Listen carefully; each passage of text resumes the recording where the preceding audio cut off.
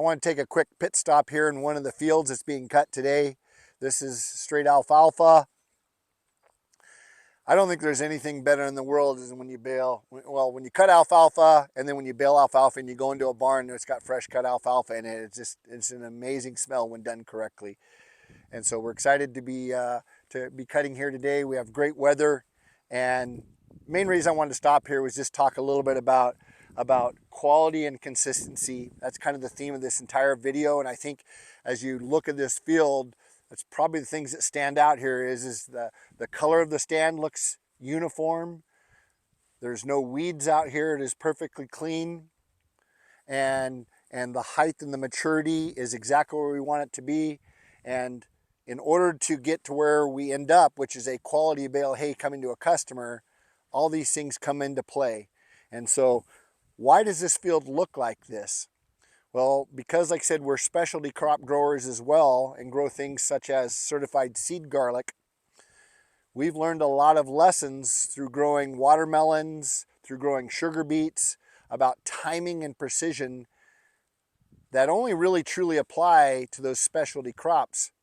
You don't need to know that and do that stuff to be a field crop producer. But if you take those techniques and that attention to detail that's required to be successful as a specialty crop grower and apply that same mindset into field cropping, it gives you an even better result.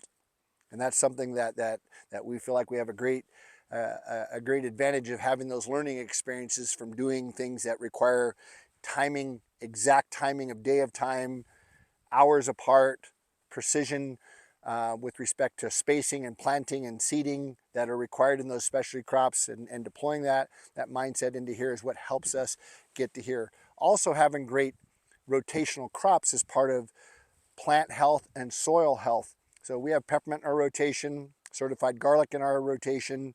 Like I said, we've raised many seedless watermelons, carrots, carrot seeds, sugar beets. All those things are what helps us have a healthy rotation and a short stand life. So our average alfalfa stand here is 4 years. We could easily grow alfalfa here for 7, 8, 9, 10 years and still have it be productive economically. But the quality and the consistency each year after about year 5 or 6 starts to degrade. Part of that is as the stands start to age, the plant populations start to space out, and when they're spacing, that's when there's opportunities for other things to grow that you don't want growing in a field. And so we, because of the rotational situation we have a very short, tight rotation, which also helps us maintain really good quality, really good consistency. This is a super dense stand. That's one of the things that does a great job with weed control, is just a really healthy stand with a healthy stand population.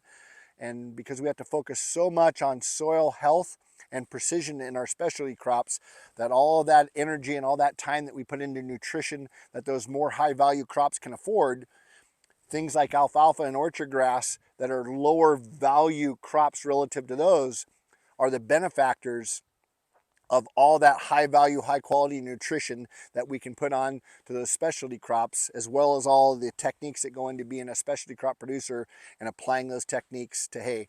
And that's why we're blessed to be able to offer fields and products that look like this.